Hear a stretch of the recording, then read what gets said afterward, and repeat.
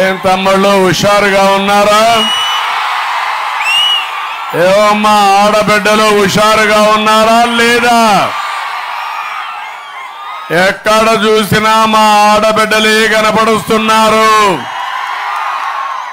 మంచి ఎండ మిమ్మల్ని చూసి భయపడతా ఉంది.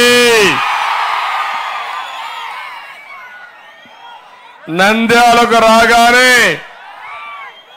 నాకు సెప్టెంబర్ 9వ తారీఖు గుర్తొస్తుంది. ఇక్కడే మీటింగ్ పెట్టి మీటింగ్ కంప్లీట్ చేశారు. జ్ఞాపకం ఉందా మీకు? నంద్యాల వాసులకు జ్ఞాపకం ఉందా లేదా? నేను మీటింగ్ పెట్టి లాస్ట్ మీటింగ్ ఇక్కడి నుంచి హైదరాబాద్ తెల్లవారితే వెళ్ళాలి. అందుకని ఇక్కడే రాత్రి బస చేశాను. పోలీసులు వచ్చారు. పోలీసులు వచ్చి రాత్రి మా బస్ తలుపు కొట్టారు. నేను అనుకున్నా దొంగలు వచ్చారేమో అనుకున్నా. వచ్చిన దొంగ పోలీసులు వచ్చారు, తలుపు కొట్టారు. మా వాళ్ళంతా కూడా తర్జన భర్జన పడ్డారు.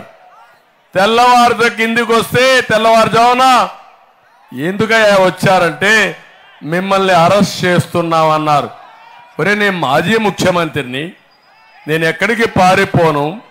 నన్ను అరెస్ట్ చేయాలంటే కారణం ఉండాలి కదా, ఉండాలి కదా తమ్ముళ్ళు. నోటీస్ ఇవ్వాలి కదా తమ్ముళ్ళు. తప్పు చేస్తే నిరూపించాలా లేదా?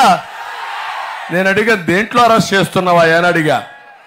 మిమ్మల్ని అరెస్ట్ చేస్తున్నాం అంతే, ఇంకేం మాట్లాడాలా అంటే అప్పుడు నేను అడిగితే దేని కింద అరెస్ట్ చేస్తున్నా ఎఫ్ఐఆర్ ఏమంటే మీ దారిలో ఇస్తాం, సాయంత్రం ఇస్తామని నన్ను బలవంతంగా ఇక్కడి నుంచి అరెస్ట్ చేసి నేరుగా అమరావతికి తీసుకెళ్లారు. తమ్ముళ్ళు జ్ఞాపకం ఉందా అని అడుగుతున్నా.